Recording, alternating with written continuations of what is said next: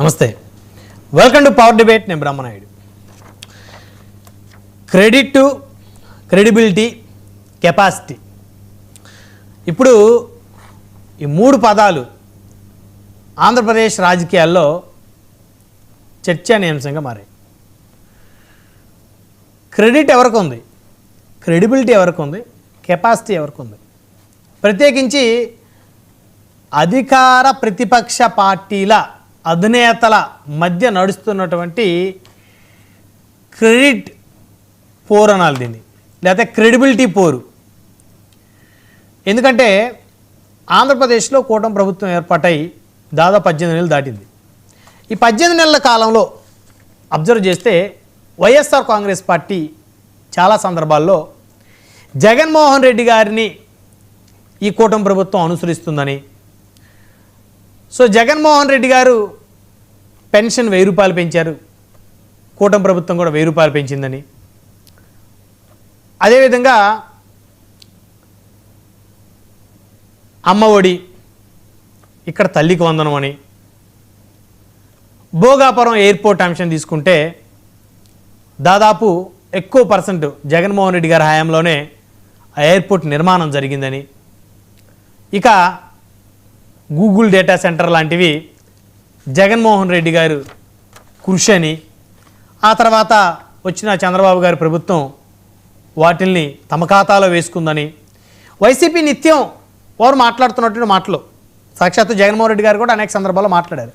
అయితే ఈ అంశాల మీద చంద్రబాబు నాయుడు గారు జనవరి 18వ తారీఖున ఎన్టీ రామారావు గారి వర్ధంతి కార్యక్రమం సంబంధించి ఆయన కొన్ని అంశాలు ప్రస్తావించారు. వైసీపీకి వైన్స్, శాండ్, మైనింగ్ అక్రమాలే క్రెడిట్ అన్నారు. ఇప్పటివరకు ఆయన ఎప్పుడు రెస్పాండ్ అవ్వలేదు ఈ క్రెడిట్ అంశం మీద, క్రెడిబిలిటీకి సంబంధించి చంద్రబాబు గారు ఎప్పుడు రెస్పాండ్ అవ్వాలి. సో మొదటిసారి ఆయన రెస్పాండ్ అయ్యేసరికి ఇప్పుడు ఏపీ రాజకీయాల్లో ఎవరికి క్రెడిట్ ఉంది, ఏ రాజకీయ నాయకుడికి క్రెడిట్ ఉంది, ఎవరికి కెపాసిటీ ఉంది, ఎవరికి క్రెడిబిలిటీ ఉంది. సో ఈ అంశాలు ఇప్పుడు ప్రధానంగా చర్చకు వస్తున్నటువంటి అంశాలు. ఎవరికి క్యాపబిలిటీ ఉంది అంటే, ఓ పని చేయాలంటే క్యాపబిలిటీ ఉండాలి. ఒక నాయకుడిని ప్రజలు నమ్మాలంటే ఆ నాయకుడికి క్రెడిబిలిటీ ఉండాలి. సో వచ్చే ఎన్నికల్లో నేను ప్రజలకి ఈ విధమైనటువంటి హామీలు ఇస్తాను, ఈ హామీలు నెరవేరుస్తాను, ఈ విధమైనటువంటి మంచి మంచి కార్యక్రమాలు నేను అమలు చేస్తాను అని ఒక నాయకుడు ఎన్నికల ముందు చెప్తే ఆ నాయకుడు మాట నమ్మి ప్రజలు ఓట్లు వేయాలంటే ఆ నాయకుడికి క్రెడిబిలిటీ అనేది చాలా ముఖ్యం. సో ఇప్పుడు వైసీపీ చాలామంది ఏమంటారు, జగన్మోహన్ రెడ్డి గారికే క్రెడిబిలిటీ ఉంది, మాట ఇస్తే తప్పడైనా మాట తప్పడు మడం తెప్పడని. చంద్రబాబు నాయుడు గారికి సంబంధించి తెలుగుదేశం ఏమంటుంది, చంద్రబాబు నాయుడు గారు క్రెడిబిలిటీ ఉన్న లీడరు, కెపాసిటీ ఉంది ఆయనకి, ఆయన విజనరీ లీడరు అని చెప్పేసి వీళ్ళు. అయితే Bhogapuram airport, Google data centre, super 6 హామీల క్రెడిట్ తమదేనంటూ వైసీపీ పదే పదే మాట్లాడుతున్న తరుణంలో మొదటిసారి చంద్రబాబు గారు ఆ అంశం మీద రెస్పాండ్ అవడంతో ఇప్పుడు ఏపీ రాజకీయాల్లో ఒక హాట్ టాపిక్ ఏంటంటే, హాట్ డిస్కషన్ ఏంటంటే క్రెడిట్, క్యాపబిలిటీ, కెపాసిటీ. సో ఈ అంశాలు చర్చిద్దాం. ఇదే వాళ్ళ పవర్ డిబేట్. ఆంధ్రప్రదేశ్ రాజకీయాల్లో క్రెడిట్ ఉన్నటువంటి నాయకుడు ఎవరు, కెపాసిటీ ఉన్నటువంటి నాయకుడు ఎవరు, క్యాపబిలిటీ ఉన్నటువంటి నాయకుడు ఎవరు అనేటువంటి అంశాలు చర్చిద్దాం. సో మనతోటి మరి డిబేట్లో జాయిన్ అవుతున్నారు సప్తగిరి ప్రసాద్ గారు, తెలుగుదేశం పార్టీ రాష్ట్ర అధికార ప్రతినిధి, మనతో జూమ్ కాల్ జాయిన్ అయ్యారు. అదేవిధంగా జ్వాలాపురం శ్రీకాంత్ గారు, వైఎస్ఆర్ కాంగ్రెస్ పార్టీ సీనియర్ నాయకులు, రాష్ట్ర అధికార ప్రతినిధి, వారు కూడా మనతో జూమ్ కాల్ జాయిన్ అయ్యారు. అదేవిధంగా తుర్గా శ్రీరామ్ గారు, రాజకీయ విశ్లేషకులు, వారు కూడా మనతో జూమ్ కాల్ జాయిన్ అయ్యారు. రైట్, ముందు మనం జ్వాలాపురం శ్రీకాంత్ గారితో మాట్లాడదాం, వైఎస్ఆర్ కాంగ్రెస్ పార్టీ నుంచి. శ్రీకాంత్ గారు, గుడ్ ఈవినింగ్ అండి.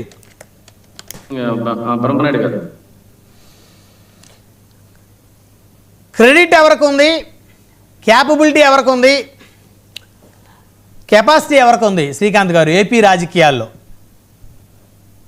ఒకటి బ్రహ్మనాయుడు గారు, మొదటిగా 99 టీవీ వీక్షకులకు, మీకు ప్యానెల్లో ఉన్న సభ్యులకి అంత శుభ సాయంకాలం. మీరేం చేసిన పనిలే, కండ్లు మూసుకొని గూగుల్లే అట్లా వెళ్ళిపోయి క్రెడిట్, కెపాసిటీ, కేపబిలిటీ ఎవరికి ఉందంటే వైఎస్ జగన్మోహన్ రెడ్డి అని వచ్చేసి కొట్టమంటారా? గూగుల్ ఓపెన్ చేసి మరి ఒకసారి కొట్టి చూడండి. ఒకసారి ఏమే ఒకటి ఎందుకు అన్న అంశాలు మనము ముందుకు తీసుకుందాం. జగన్మోహన్ రెడ్డి గారు, బ్రహ్మారెడ్డి గారు వినండి, మరీ గుర్తులేండి, నేను మళ్ళీ కొట్టి చూపిస్తా. బ్రహ్మారెడ్డి గారు, రాజకీయాల్లో క్రెడిట్, కేపబిలిటీ, కెపాసిటీ అంటే ఎప్పుడైనా ఎక్కడైనా ఎవరైనా సరే చిన్న పిల్లోడిని అడిగినా కూడా జగన్మోహన్ రెడ్డి మామ, జగన్మోహన్ రెడ్డి అన్న, జగన్మోహన్ రెడ్డి తమ్ముడు ప్రతి ఒక్కరు పెద్దవాళ్ళు అయితేనే ఇట్లా చెప్పుకుంటూ వస్తారు. ఎందుకంటే దీనికి జగన్మోహన్ రెడ్డి గారికి అబద్ధాలు చెప్పడం రాదు, ఉన్నది ఉన్నట్టుగా మాట్లాడడం వారికి అలవాటు, ప్రజలను మోసం చేయడం జగన్మోహన్ రెడ్డికి రాదు. అదేవిధంగా జగన్మోహన్ రెడ్డి తడిగుడ్డలతో గొంతు కోసే రకం కాదు కానీ, వెన్నుపోటు పొడవం కానీ ప్రజలకు కానీ ఎవరికైనా ఉండదన్నమాట. మాట తిప్పడు, మీరే చెప్పారు, మాట తిప్పరు, మడమ తప్పరు. నేను చెప్పలేదు, మీరు మీరు మీరు క్లెయిమ్ చేసుకో. వైసీపీ జగన్మోహన్ రెడ్డి గారికి సంబంధించి మేము ఎంత క్లెయిమ్ చేసుకున్నా ఉన్నమాట నిజం మీ నోట్లో నుంచి వచ్చేసింది. దాని గురించి అదేం పెద్ద తప్పు కాదు, మీరు మాట్లాడడం కూడా కరెక్ట్ గా, ఎందుకంటే అది ఉన్నది కాబట్టి అది వచ్చేస్తుంది అనమాట. ఇప్పుడు ఇటువంటి కార్యక్రమాలంతా కూడా మనకు జగన్మోహన్ రెడ్డి గారు చెప్పినది ఏదైతే నవరత్నాలు చెప్పారో ప్రతి ఒక్కటి కూడా అమలు పరచుకుంటా రాష్ట్రంలో ఉన్న ప్రజలకు చెప్పినట్టుగా చేసినటువంటి వ్యక్తి జగన్మోహన్ రెడ్డి గారు. అదే విధంగా ఇప్పుడు మామూలుగా జస్ట్ మనం భోగాపురం ఎయిర్పోర్ట్ దాని గురించి చూస్తున్నాం. భోగాపురం ఎయిర్పోర్ట్ గురించి మన గ్రంథి మల్లికార్జున గారు, జిఎంఆర్ అధినేత ఏం మాట్లాడారో వారి నోటితో మనం ప్రతి ఒక్కరు కూడా దీన్ని గూగుల్లో కొడితే కూడా వస్తుంది. అప్పటికి వైఎస్ రాజశేఖర్ రెడ్డి గారు మన శంషాబాద్ ఎయిర్పోర్ట్ ను నిర్మించారు, వారు శంకుస్థాపన చేశారు. ఇక్కడ జగన్మోహన్ రెడ్డి గారు భోగాపురం ఎయిర్పోర్ట్ కు వీరి హయాంలో జరగడం చాలా అదృష్టము. నేను వారి దీంట్లో చేస్తున్నారని ప్రతి ఒక్కరు విన్నాం. ఇటువంటి క్రెడిట్ చోరీ ఎవరు చేస్తున్నారు, ఇటువంటి అబద్ధాలు ఎందుకు చెప్తున్నారు, ప్రజలను ఏ విధంగా మభ్యపెడుతున్నారు, ప్రజలు సబబు కాదు. ఎందుకంటే మీకు ఎన్నికల ముందు మీరు భోగాపురం ఎయిర్పోర్ట్ మీరు చెయ్యాలా అనుకున్నారు, శంకుస్థాపన గబగబా ఏదో ప్రజలకు కన్ను దుర్చి ఏదో చెయ్యాలా అని చెప్పి చేశారు. దాంట్లో ఏమైంది, మీరు ఎయిర్పోర్ట్ ఊరికే శంకుస్థాపన మాత్రమే చేయగలిగారు. 2023న జగన్ 3వ తారీఖున శంకుస్థాపన చేసి తొందరలో 2026లో లక్ష్యంగా పెట్టుకొని వారు పనిచేయడం జరిగింది. 2019 ఎన్నికల ముందు చంద్రబాబు గారు ఏం చేస్తారో ప్రతి ఒక్కరు తెలుసు. భూసేకరణ లేదు అప్పటికే, ఎన్ఓసి లేదు అప్పటికే. ఏదైనా ఇటువంటి కార్యక్రమాలంతా కూడా జగన్మోహన్ రెడ్డి గారు 2022లో కోర్టు కేసులన్నీ కూడా తొలగించి, ఆ కోర్టు కేసులంతా కూడా తొలగించి దాదాపు భూసేకరణ చేసినటువంటి వ్యక్తి జగన్మోహన్ రెడ్డి గారు. ఆ ఏడాదిలో అదే ఏడాదిలో కేంద్రం ఇవన్నీ ఎక్కడికి పోదు కదా, అబద్ధాలు కాదు కదా, కేంద్రం ఎన్ఓసి ఇచ్చిండేది మారుతుందా? ఇప్పుడు ఇంతకు ముందు ఆయన గ్రంథి మన మల్లికార్జున గారు మాట్లాడారు, అది మారుతుందా? ఇవన్నీ పెట్టుకొని ఒక్క స్థాయిలో ఉన్నటువంటి వ్యక్తి అంటే ఒక ముఖ్యమంత్రి గారు ఇలా అబద్ధాలు చెప్పడం, ఇదంతా వారి క్రెడిట్ చోరీ చేసుకోవడం ఎంత అపహాస్యంగా ఉంది. ప్రజలు దీన్ని ఎన్ని విధాలుగా మాట్లాడుకుంటున్నారు నాకు గుర్తు చేసుకోవాలి. ఎందుకంటే ఎంతసేపున్నా ఏదో ఒకటి చెప్పి ప్రజలను మభ్యపెట్టచ్చు. ఎవరి హయాంలో భోగాపురం ఎయిర్పోర్ట్ శాంక్షన్ అయింది అనేది కూడా మీరు చెప్పాలి కదా. అదేనండి, భోగాపురం ఎయిర్పోర్ట్ అనుమతులు తెచ్చినది జగన్మోహన్ రెడ్డి గారి హయాంలోనే ఎన్ఓసి వచ్చింది అని చెప్పా. కోర్టు కేసులంతా కూడా 22లో జగన్మోహన్ రెడ్డి గారు పరిష్కరించి భూసేకరణ చేసినది కూడా జగన్మోహన్ రెడ్డి గారి హయాంలోనే అని తెలియజేస్తున్నా. ఇది నేను తెలియజేయడం కాదు, రాష్ట్ర ప్రజలందరికీ తెలుసు దీని గురించి కూడా. ఎందుకు ఇలా ఊరికే జగన్మోహన్ రెడ్డి గారి శంకుస్థాపనపై భూసేకరణ చేసినది కానీ, కోర్టులో తొలగించినది కానీ ప్రతి ఒక్కరికి తెలిసి కూడా ఇటువంటివంతా కూడా అబద్ధాలు చెప్పడం చాలా హాస్యాస్పదంగా ఉంది. దీంట్లో మరొకటి మనమంతా ఇటువంటి అన్ని కార్యక్రమాలంతా కూడా మాట్లాడుకుంటూ పోతే టీడీపీ వారు ఏదైతే చేస్తున్నారో వైన్ గాని, బెల్ట్ షాపులు గాని, మైన్ గాని ప్రతి ఒక్కటి కూడా ఆ విలయ తాండవం ఆడుతున్నాయి. బెల్ట్ షాపులు రాష్ట్రంలో అరాచకాలు, అకృత్యాలు, మానభంగాలు, మరి వచ్చి ఈ యొక్క గంజాయి అమ్మడం అయితేనేమి ఎంత చూస్తున్నాం. దీనివల్ల దోపిడీలు, దొంగతనాలు, ప్రమాదాలు, దీనివల్ల మన వాహన ప్రమాదాలు ఎన్ని తయారై ఈ బెల్ట్ షాపుల వల్ల. దీన్ని మైనింగ్, ఇప్పుడు ఈ మైనింగ్ కేసులో ఎక్కడ ఏమైతుంది, మైనింగ్ గాని, ల్యాండ్ గ్రాపింగ్ గాని ఎమ్మెల్యేలకు చేయమని ఈ చంద్రబాబు నాయుడు గారు లైసెన్స్ ఇచ్చినట్టుంది ప్రతి ఒక్క జిల్లాలో. ఇక్కడే కాదు, రాష్ట్రంలో ఏ నియోజకవర్గంలో అయినా కూడా వీరికి లైసెన్స్ ఇచ్చినట్టు ప్రవర్తిస్తున్నారు. కాబట్టి ఇది తగదు ఇటువంటివంతా కూడా. ఇది కొన్ని రోజులు, ఎందుకంటే వీళ్ళు ఏమనుకుంటున్నారంటే ఇంక వచ్చే ఎన్నికలలో మేము రాము, దీన్ని మనం ఏదో విధంగా ల్యాండ్ గాని మైన్ గాని, చంద్రబాబు నాయుడు గారు మాట్లాడుతుంటే చాలా హాస్యాస్పదంగా ఉందండి. ఏ విషయమైనా ఇట్లా అబద్ధాలు గాని ఇవి గాని, ల్యాండ్ ఎవరు గ్రాప్ చేస్తున్నారు? మా ల్యాండ్ అనంతపూర్లో రోజుకు ఒక ల్యాండ్ గ్రాఫింగ్ ఎమ్మెల్యే గూగుల్లో కొట్టినా వస్తుంది, రోజు పేపర్ లోకల్ ఎమ్మెల్యే చేస్తున్నారా అనంతపురంలో? లోకల్ ఎమ్మెల్యే గారి రోజు పత్రికలు ఒక్కటి కాదు 100 రోజు వస్తూనే ఉన్నాయి. ఇక్కడ ఒక్కటే కాదు, అనంతపురం ఒక్కటే కాదు చెప్పేది నేను. రాష్ట్రంలో దేవాదాయ శాఖ భూములు అయితేనేమి, దేవాదాయ శాఖ భూములు అప్పలంగా అందరికీ అప్పగిస్తున్నారు. ఎందుకు, ఎక్కడికి పోతున్నాం మనం అంటే వీళ్ళు మరీ మనం ఉంటామా లేమా, వస్తామా రామా అనే ఆలోచనలో పడిపోయి స్వేచ్ఛగా ఎవరికి దాచినంత దోచుకున్నంత ఎవరు పాటికి వాళ్ళు దోచుకుంటున్నారు. ఇటువంటి రాష్ట్ర ప్రజలంతా గమనిస్తున్నారు. ల్యాండ్ గాని మైన్ గాని ఈ ల్యాండ్ గ్రాపింగ్ గాని ఇటువంటివంతా ఈ మన అన్నిటికంటే ముందు ఈ క్రెడిట్ చోరీ, ఇది పెద్ద చోరీ అయిపోయింది. ఈ ల్యాండ్ ఇదేదన్నా తట్టుకోవచ్చు కానీ క్రెడిట్ చోరీ తట్టుకోలేకపోతున్నారు ప్రజలు. వైసీపీకి ఏ క్రెడిట్ ని చంద్రబాబు నాయుడు గారు లేకపోతే జనసేన లేకపోతే వాళ్ళు చోరీ చేశారు? ఒకటి వైసీపీకి క్రెడిట్ చోరీ అనేది ఇప్పుడు ప్రతి ఒక్కటి, ఇప్పుడు మనం చెప్తున్నాం భోగాపురం ఎయిర్పోర్ట్ ఉంది, ఇదే ఉంది, మన గూగుల్ డేటా సెంటర్ ఉంది. ఇవన్నీ జగన్మోహన్ రెడ్డి గారి హయాంలో వాళ్ళు ప్రతిపాదనలు పెట్టి జగన్మోహన్ రెడ్డి గారు వారితో ఒప్పందాలు కుదుర్చుకొని తెచ్చిండేటివి ఇవన్నీ. ఇప్పుడు ఇవన్నీ చేసినవంతా కూడా మేము చేసినాం, నేను చేసిన ఏదో దీన్ని మన హైటెక్ సిటీ నేనే, రైలు నేనే, వాచ్ నేనే కనిపెట్టా, సెల్ ఫోన్ నేనే కనిపెట్టా. ఇవన్నీ కనిపెట్టడంలో నీవు మంచి నాయకుడు అనేది ఒకవేళ వాస్తవంగా ప్రజలు అనుకుంటే అనుకోని, కానీ దానికి అనుగుణంగా ఉండాలి. కానీ లేనిపోని అబద్ధాలని చెప్పి ఇంక అన్ని కూడా మిగతావన్నీ కూడా దీంట్లోకి వారి అకౌంట్లోకి వేసుకోవడం అనేది చాలా బాధాకరమైన విషయం. అటువంటి వ్యక్తి, ముఖ్యమంత్రి స్థాయిలో ఉన్నటువంటి వ్యక్తి అట్లా మాట్లాడడము, దానికి డిప్యూటీ మంత్రి గారు తల ఊపడము, తానా అంటే తందానా అని ఆయన చేసిన దానికంతా ఈయన ఊపుకోవడము. ఇప్పుడు చిన్నది దావోసులో పోయాం, నిన్న దావోసులో చూశారు ఎవరు లోకేష్ బాబు గారు మన చంద్రబాబు నాయుడు గారు మాట్లాడుకుంటా ఎట్లా ఉంది అంటే ఎంత అపహాస్యంగా, డబ్బాలు ఇద్దరు ఒకరికొకరు పరస్పర డబ్బాలు. దీనికి రాష్ట్ర ఖజానా నుంచి 80 కోట్లు ప్రజల డబ్బు వృధా. ఇంత మీరిద్దరు డబ్బులు కొట్టుకోవడానికి 80 కోట్లు ఇక్కడి నుంచి పోయి అక్కడికి కొట్టుకోవాలా? అక్కడ కూడా జగన్మోహన్ రెడ్డి నామస్కరణ, జగన్మోహన్ రెడ్డి 11 అని, లేకుంటే ఇంకోటి 11 టీం ఉందని చెప్పి, తల్లి చెల్లి అని చెప్పి, నువ్వు పోయిండే దేనికి? మీరు దావోస్కి అక్కడ మన రాష్ట్ర ప్రజలకి అక్కడి నుంచి ఏదైనా కంపెనీలు తీసుకోవని వచ్చి ఇక్కడకి ప్రజలకు మేలు చేయాలనేది కాకుండా జగన్మోహన్ రెడ్డి అడ్డపడుతున్నారు, జగన్మోహన్ రెడ్డి వల్ల అన్ని ఆగిపోతున్నాయి. మీరేం చేస్తున్నట్టు నాకు అర్థం కాలేదు. అన్ని జగన్మోహన్ రెడ్డి అంటే బెదిరిస్తున్నారు అనేటువంటిది ఆరోపణ ఉంది కదా ఇప్పుడు జగన్మోహన్ రెడ్డి గారి మీద. మళ్ళీ తాను అధికారంలోకి వస్తే జైలుకి పంపిస్తానంటున్నారు, కాంట్రాక్టులు రద్దు చేస్తామంటున్నారు, మెడికల్ కాలేజీలన్నీ తిరిగి తీసుకుంటామంటున్నారు. సో అదే కదా మెయిన్ ఆరోపణ శ్రీకాంత్ గారు. బ్రహ్మనాయుడు గారు మీరు మంచి ప్రశ్న వేశారు, బాగా ప్రజలకు తెలియజేయడానికి. జగన్మోహన్ రెడ్డి గారు దేన్ని అడ్డుకోవడం జరుగుతోంది? ఒక్క పీపీపీ విధానం వల్ల, మెడికల్ కాలేజీ వల్ల రాష్ట్ర బడుగు బలహీన వర్గాలకంతా అన్యాయం జరుగుతుంది. వైద్యము విద్య అట్టడుగు ఉన్న వారికి దొరకడం లేదు. అది చేస్తే అడ్డుకుంటున్నామంటున్నారు. కానీ రాష్ట్ర ప్రయోజనాలకు కంపెనీలు తెస్తామంటే దాన్ని ఆహ్వానించి మీకు అండదండలుగా ఎప్పుడు వైఎస్ఆర్ కాంగ్రెస్ పార్టీ గాని నాయకులు గాని మీకు సపోర్ట్ గా ఉంటారు.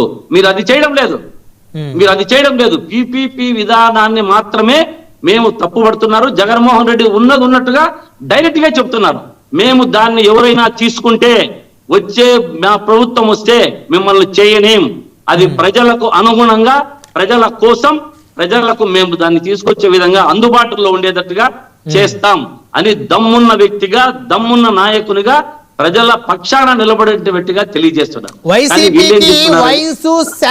మైనింగ్ అక్రమాలే క్రెడిట్ అంటున్నారు చంద్రబాబు గారు. అదే చంద్రబాబు గారు నేను ఇప్పుడే చెప్పా, మైనింగ్, బెల్ట్ షాపులు, వైన్లు అప్పుడు ఇట్లా మేమందరి కార్యకర్తలకు కానీ నాయకులకు కానీ ఇవ్వలేదు. ఒక్క గవర్నమెంట్ తోనే నడిపించి అందరికి ఆ యొక్క డబ్బును సంక్షేమ పథకాలకు వాడారు. కానీ ఇప్పుడు ఏం చేస్తున్నారండి, ఊరున బెల్ట్ షాపు, సందున బెల్ట్ షాపు, ఇంటినా బెల్ట్ షాపు పెట్టి రాష్ట్ర యువతను పెడదారి పట్టించి తాగి తందనాలాడి పడిపోయే విధంగా చేసి ప్రోత్సహిస్తున్నారు. అక్కడ ఉన్నటువంటి నాయకులను గాని అక్కడ ఉన్నటువంటి కార్యకర్తలను గాని సంపాదించుకున్న దానికి చేస్తున్నారు. అదైపోయింది. మైనింగ్, ప్రతి ఒక్క మైనింగ్ లో కూడా ఆ మైనింగ్ యొక్క అది దీనంతా కూడా దాన్ని తూట్లు పొడి చేసి ఇష్టానుసారం ఎవరికంటే వారికి ఇస్తున్నారు.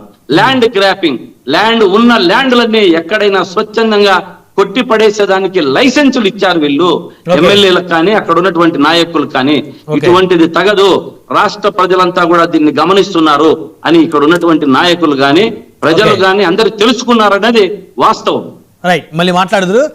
మనతోటి తెలుగుదేశం పార్టీ సప్తగిరి ప్రసాద్ గారు ఉన్నారు. ప్రసాద్ గారు నమస్తే అండి. మీరు మీట్లో ఉన్నారు ప్రసాద్ గారు, ఒకసారి అన్మ్యూట్ చేయండి. లేదు నా వాయిస్ వినిపిస్తుంది. వినిపిస్తుంది, ఇప్పుడు వినిపిస్తుంది. బాగున్నారా ప్రసాద్ గారు? ఫైన్ సార్, బాగున్నాను సార్. ఎలా ఉన్నారు మీరు? ఫైన్ అండి. మీ వాయిస్ కొంచెం డిస్టర్బెన్స్ వస్తున్నట్టు అనిపిస్తుంది. ఎందుకు? ఓకే, ఇప్పుడు సార్ ఓకే ఇప్పుడు మాట్లాడండి. సో రాష్ట్రంలో క్రెడిబిలిటీ ఉన్న నాయకుడు ఎవరు, కెపాసిటీ ఉన్న నాయకుడు ఎవరు ఆంధ్రప్రదేశ్లో? ఇప్పుడు మీరు చెప్పారు కదా, క్రెడిబిలిటీ, కెపాసిటీ, క్యాపబిలిటీ, ఇదే కదా? అవును. దాంతో పాటు కరేజ్, క్యాలిబర్, కంటెంట్ కూడా ఉంది మా నాయకుడు. అర్థం కదా? ఓకే. అదకుండా ప్రజలు 11 సీట్లు ఇచ్చినోడికే క్రెడిబిలిటీ, కెపాసిటీ, క్యాలిబర్ ఉన్నప్పుడు 164 సీట్లు ఇచ్చిన వాళ్ళకి ఉండదా క్యాలిబరు, కెపాసిటీ, కరేజు, కంటెంట్? ఇవి లేకుండా 164 వచ్చేసిందా? ఏం మాట్లాడతారు నాకు అర్థం కాదు. గూగుల్లో కొట్టమన్నారు కదా ఇప్పుడు శ్రీకాంత్ గారు, గూగుల్ ఓపెన్ చేస్తే టైప్ చేయమన్నారు హూ ఈజ్ క్రెడిబిలిటీ లీడర్ అని. గూగుల్ అయినా కొట్టుకో, నెత్తి మీద అయినా కొట్టుకో, మాకు ఎందుకు సార్? ప్రజలు నిన్ను ఏం చేశారా చెప్పు. నువ్వు మాట్లాడితే ఎన్నికలకు పోయేటప్పుడు జగన్మోహన్ రెడ్డి నినాదం ఏంది? మీ బిడ్డ వలన మేలు జరిగి ఉంటేనే నాకు ఓట్లు వేయండి అని చెప్పారు. సింగిల్ స్టేట్మెంట్ వెళ్ళాడు ఆయన. ఆయన ఏమన్నాడు? నీ బిడ్డ వలన మేలు జరిగి ఉంటేనే, ప్రతి ఇంటికి జరిగి ఉంటేనే నాకు ఓట్లు వేయండి అన్నాడు. మరి నీకు ఓట్లు పడ్డాయా? దాని అర్థమైంది మేలు జరగలేదనే కదా. Simple logic. నువ్వు మేలు చేసుంటే నేను 121 సార్లు బట్టలు నొక్కినాను, ఇది నా కెపాసిటీ అన్నావు కదా. పోనీ ఆ 121 కన్నా కనీసం దాంట్లో సగమనే, నువ్వు బట్టలు 120 నొక్కినావు కదా, దాంట్లో సగమనా వచ్చిండాలి కదా నీకు సీట్లు. ఈ 24 గంటల సేపు అబద్ధాలతోనే నెట్టుకొని వచ్చేస్తావా? తాజ్ మహల్ కట్టింది నేనే, హైటెక్ సిటీ కట్టింది నేనే, ట్రంప్ ను ప్రెసిడెంట్ చేసింది నేనే. ఎవరన్నారు ఈ మాటలని? జగన్మోహన్ రెడ్డి. ఆయన అంటాడు, 3 రోజులు వదిలిపెడితే ట్రంప్ ను కూడా నేనే ప్రెసిడెంట్ చేసిన, తాజ్ మహల్ నేనే కట్టినా అంటాడు జగన్మోహన్ రెడ్డి. సింపుల్ గా అడిగేది ఒకటి సార్, వీళ్ళల్లో వీళ్ళకే ఒక పాయింట్ పైన no coincidence. For example Jaganmohan Reddy ఏమంటాడు, క్యాపిటల్ అన్న పదవే లేదు రాజ్యాంగంలో, నేను ఎక్కడ కూర్చుంటే అక్కడే రాజధాని అని ఈయన అంటాడు. అవును. సజ్జల రామకృష్ణారెడ్డి ఏమంటాడు, మేము అమరావతి నుండి పరిపాలిస్తామని అంటాడు ఆయన. అదే గుంటూరు విజయవాడ మధ్యలో రాజధాని అని మొన్న ఈ మధ్య కామెంట్ చేశారు ఆయన. అదే గుంటూరు విజయవాడ మధ్యలో ఎక్కడో ఆయన ఏదో మంగళగిరి అనుకోండి, గుంటూరు విజయవాడ మధ్య మంగళగిరి అక్కడ అనుకోండి, అక్కడ అంటాడు. మీలో మీకే పొత్తులు లేవు, పొంతలు లేదు, మీరు మాట్లాడడం మీద నాకు అర్థం కాదు అసలు. పైగా ఇందాక మన వైసీపీ ప్రతినిధి చెప్తూ ల్యాండ్ చోరీనా, మీరు ల్యాండ్ చోరీ చేయడానికని వేలాది ఎకరాలని 22A పెడితే మేము మొన్న జీవో ఇచ్చాం. 22A నుండి నిషేధిత భూములన్నిటిని తొలగిస్తున్నాం. సర్క్యులర్. ఆ గుడ్డికాయ మా నాయకుడికి ఉంది, ఆ దమ్ము, ఆ గట్స్ మాకుంది. అర్థం కదా? 22A నుంచి నువ్వు పెట్టి 22A భూములు పెట్టి సామాన్లు బెదిరించి సామాన్య భూములు గుంజుకొని నువ్వే 22A పెడతావు, నువ్వే బెదిరిస్తావు, నువ్వే గుంజుకుంటావు. ఇవన్నీ చేసింది నువ్వు జగన్మోహన్ రెడ్డి అయితే దాన్ని తొలగించిన ఘనత మాది. నేను సింపుల్ ఒకటేనండి వైసీపీ జగన్మోహన్ రెడ్డికి, నువ్వు ఏదైతే చెప్పదలుచుకున్నావో, నువ్వేదో చెప్పావు కదా, క్రెడిబిలిటీ, కెపాసిటీ, ఇంకేదేదో ఉంటే రా అసెంబ్లీకి రా, నువ్వు ఏదైతే చెప్పావో చేశావో అసెంబ్లీ వేదిక మేము తెలుసుకో. రేపు ఫిబ్రవరిలో ఉంది అసెంబ్లీ, వస్తావా? దమ్ముందా? అసెంబ్లీకి వచ్చి నీ క్రెడిబిలిటీ ఎటువంటిదంటే అసెంబ్లీకి రాకుండానే సంతకాలు దొంగతనంగా పెట్టి జీతాలు గుట్టేసిన చరిత్ర మీ క్రెడిబిలిటీ. ఓకే, అంతే కదా. నేను అడిగేది ఏంటంటే ప్రజలు మిమ్మల్ని 11 మందిని ఎన్నుకున్నారు, అసెంబ్లీకి రావడానికి ఎందుకు మీకు ధైర్యం చాలటం లేదు? ఎందుకు క్రెడిబిలిటీ ఉండటం లేదు? ఎందుకు కరేజ్ చాలటం లేదు? ఎందుకు కెపాసిటీ దొరకటం లేదు? ఊరికే కూర్చొని అదే వస్తాడు ఎప్పుడో ఒకప్పుడు కర్ణాటక నుండి, ఇంట్లో కూర్చొని ప్రెస్ మీట్ పెడతాడు. ప్రెస్ మీట్ పెట్టి అధికారం మిమ్మల్ని బట్టలోడు తీసుకెళ్తా, మళ్ళీ ఇంకొక రోజు వస్తా, మిమ్మల్ని సప్త సముద్రంలో నుండి తీసుకొస్తా. ఏందా నువ్వు తీసుకొచ్చేది? మళ్ళీ ఇంకొకసారి బర్త్డేకి వచ్చేది, మేకల్ని కోసేది, పోస్టర్లకు చల్లేది, కేకుల్ని గొడ్డలతో నరికేది. ఇదే మీ కెపాసిటీ. నువ్వు అసెంబ్లీకి వచ్చి నువ్వు చేసిన ఘనత ఏదో చెప్పు, మేము చేసే తప్పు ఏదో చెప్పు. మైక్ ఇవ్వాలి కదా మీరు అసెంబ్లీకి వస్తే. బాబు నువ్వు అసెంబ్లీకి వస్తే కదా మైక్ ఇచ్చేది, లేదు డిసైడ్ చేసేది. నువ్వు అసెంబ్లీకి రాకనే నీ ఇంటికి పంపిస్తారా మైకు? కర్ణాటకకి పంపిస్తారు అసెంబ్లీ మైకు? కర్ణాటక ఆయన ఎక్కడే ఉంటున్నారు కదా, తాడేపల్లిలోనే ఉంటున్నారు కదా జగన్మోహన్ రెడ్డి గారు. ఇప్పుడు ఎక్కడున్నాడు చూడండి, గూగుల్ గుర్తు చూడండి, లేకపోతే ఆయన సెల్ ఫోన్ లొకేషన్ చెక్ చేయండి. సరే సెల్ నెంబర్ లేదు కదా, ఇప్పుడు ఎక్కడ ఉన్నాడు చెప్పానండి. ఏంది సార్ నాకు అర్థం కాదు. ఈయన మాట్లాడితే భోగాపురం నేను కట్టాను చెప్పుకో, భోగాపురం నువ్వు కట్టినట్టు చెప్పుకో, హైటెక్ సిటీ నువ్వు కట్టినట్టే చెప్పుకో జగన్మోహన్ రెడ్డి, అన్నా క్యాంటీన్ నువ్వు పెట్టినట్టే చెప్పుకో, పెన్షన్లు నేనే పెంచానని చెప్పుకో, ఒక ఇంట్లో ఇద్దరికి తల్లి బిడ్డ ఇచ్చానని చెప్పి తల్లికి వందనం ఇచ్చానని చెప్పుకో, మహిళలకు ఉచిత బస్సు ప్రయాణం నువ్వే ఇచ్చినట్టు చెప్పుకో, 3 గ్యాస్ సిలిండర్లు నువ్వే ఇచ్చినట్టు చెప్పుకో. మేము ఉద్దనము, ప్రజలు ఉన్నారు కదా, ప్రజలు తెలుస్తారు కదా నిజమేదో అబద్ధమేదో. ఈ దేశంలో ఈ ప్రజాస్వామ్యంలో ప్రజలే అంతిమ న్యాయ నిర్ణేతలు. ప్రజలు చెప్పింది న్యాయం, ప్రజలు చెప్పింది శాసనం, ప్రజలు మాట్లాడింది చట్టం. ఆ విషయాన్ని కూడా తెలుసుకోకుండా కూర్చొని ప్రెస్ మీట్లు పెట్టేది, ఆయన ఏదేదో మాట్లాడతాను, మిమ్మల్ని సప్త సముద్రాల నుంచి తీసుకొస్తాను, రఫ చేసేస్తాను మిమ్మల్ని. ఏంది నువ్వు చేసేది? అంటే ఆ మాట ఆయన అనలేదు కదా, జగన్మోహన్ రెడ్డి గారు అనలేదు కదా రపరప చేస్తానని. ఏదో కొంతమంది అత్యుచ్చోపరులు కార్యకర్తలు అన్నారు, దానికి అధినేతకి లింక్ కట్టడం కరెక్ట్ కాదేమో. మరి అధినేత ఏం చెప్పాలంటే, నాయన మనం రఫ చేయకూడదురా, ప్రజలకి ఏం చెప్తాం అది చేయాలి అంటే దట్ గోస్ గుడ్ మెసేజ్. మన ప్రెస్ మీట్ పెట్టి చెప్తుంది రఫ ఓకే మంచిదే కదా. రఫ అంటే ఏం మాట్లాడండి, నీ సొంత పులివెందల ఇలాకాలో నీకు వచ్చిన ఓట్లు మన జెడ్పీటీసీకి 651 ఓటు వచ్చింది. అదే అంటే ఆ ఎన్నిక పర్ఫెక్ట్ గానే జరిగింది అనేది వాళ్ళు ఒప్పుకోవట్లేదు మరి ఇప్పటికీ. ఈవీఎంలతోనే ఇప్పుడు మొన్న జరిగినటువంటి 2024 శాసనసభ ఎన్నికల పైన వాళ్ళకి నమ్మకం లేదు సార్. ఈవీఎంలో చోరీ జరిగింది అంటున్నారు. మరే అంటే ఎట్ట ఏంది నాకు అర్థం కాదు. అంటే 2000 శాసనసభ ఎన్నికల్లోనే ఈవీఎం లేదు, తారుమారు జరిగిపోయింది అంటున్నాడు ఆయన. మరి ఏం చెప్పాలో చెప్పండి జగన్మోహన్ రెడ్డి గారు. ఈయన గెలుస్తూనేమో ఈవీఎంలు సూపర్ గా పనిచేస్తా ఉన్నాయి అంటాడు, 150 వచ్చినప్పుడేమో ఈవీఎంలు సూపరు డోపర్ అన్నాడు. ఈయన ఓడిపోతేనే ఈవీఎంలు తూచి నేను ఒప్పుకొని తప్పుడు ఈవీఎంలు అంటాడు. ఎట్లా చేయాలి చెప్పండి? గెలుపునైనా ఓటమినైనా సమానంగా స్వీకరించేవాడే క్యాలిబర్, కెపాసిటీ, ఇందాక మీరేది చెప్పారు కరేజ్ ఉండే నాయకుడు. గెలుపునైనా ఓటమినైనా మా నాయకుడు సమానంగా స్వీకరించాడు. 23 సీట్లున్నా వచ్చి అసెంబ్లీలో నిలబడ్డాడు. మీరు చేసిన అవమానాలు ఎదుర్కొన్నాడు, మీరు చేసిన అవాంతరాలను అడ్డుకున్నాడు, మీరు జైల్లో పెట్టా ధైర్యంగా దమ్ముగా ఉండి వచ్చాడు. అంటే మీకు అప్పుడు ప్రతిపక్ష హోదా ఉంది, ప్రతిపక్ష నాయకుడిగా ఉన్నారు చంద్రబాబు గారు, ఇప్పుడు లేదు జగన్ గారికి. అది ప్రాబ్లం. మీకు సింపుల్ గా మీ అడిగిన క్వశ్చన్ కి ఒకటి చెప్పేస్తాను. మీరేం అడిగారు? క్రెడిబిలిటీ, కెపాసిటీ, ఇంకోటి క్యాపబిలిటీ. మా నాయకుడు on the floor of the house ఒక ఛాలెంజ్ విసిరాడు.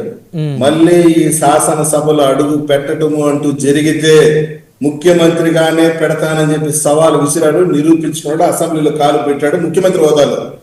దాన్ని కెపాసిటీ అంటారు, దాన్ని క్రెడిబిలిటీ అంటారు, దాన్ని క్యాలిబర్ అంటారు, దాన్ని కరేజ్ అంటారు.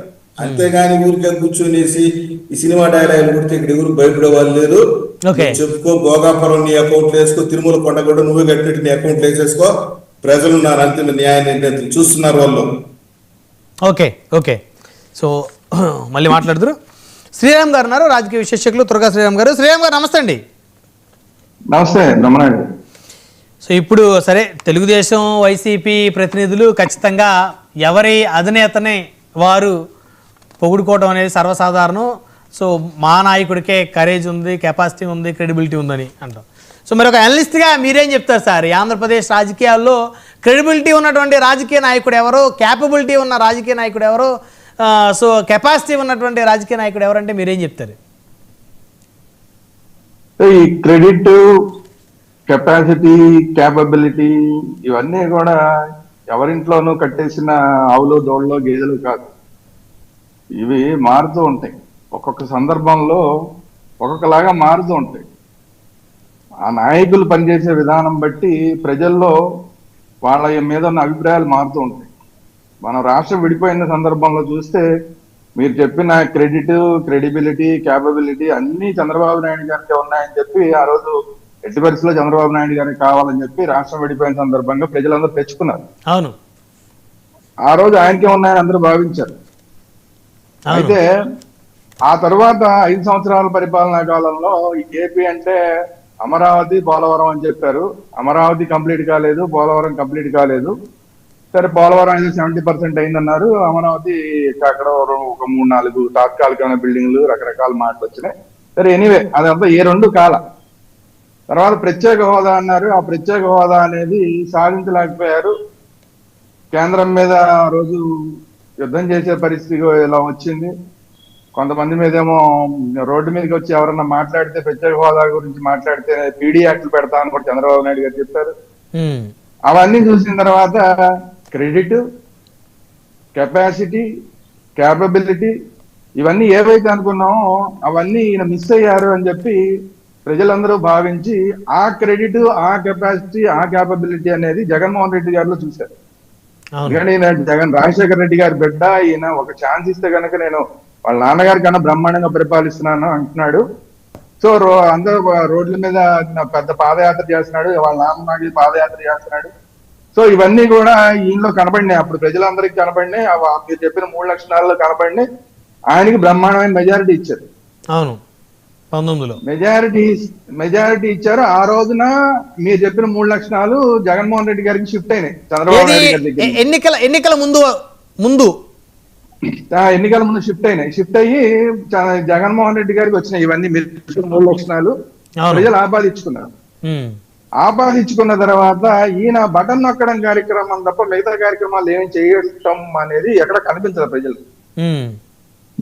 ప్రత్యేక హోదా కోసం అని చెప్పి తాపత్రయపడిన వాళ్ళందరికీ కూడా ఆ ప్రత్యేక హోదా ఈయన సాధించింది లేదు, పెట్టింది లేదు. ఈయన ప్రతిసారి ఆ లిస్ట్ ఒకటి రాసుకుని వెళ్ళేవాడు ఆ ప్రధానమంత్రి గారి దగ్గరికి. ఆ లిస్ట్ లో 10వ, 9వ, 8వ ఐటమ్ గాను ఈ ప్రత్యేక హోదా అనేది ఉండేది. అంతకుమింది దాని మీద పోరాటాలు ఏమి చేసింది లేదు. ఆ చరిత్ర కూడా ఎక్కడ 5 ఏళ్లలో కనపడాల. సరే, ఇక మిగతా విషయాలన్నీ కూడా రోడ్లు, గుంటలు ఇవన్నీ రకరకాలు. మనకి 5 సంవత్సరాల్లో రకరకాలు కొన్ని ప్రశంసలు వచ్చినాయి, కొన్ని విమర్శలు వచ్చినాయి. చివరికి వచ్చేసరికి ఏమైంది? విమర్శలు ఎక్కువైపోయినాయి. ప్రశంసల కన్నా కూడా విమర్శలు ఎక్కువైపోయినాయి.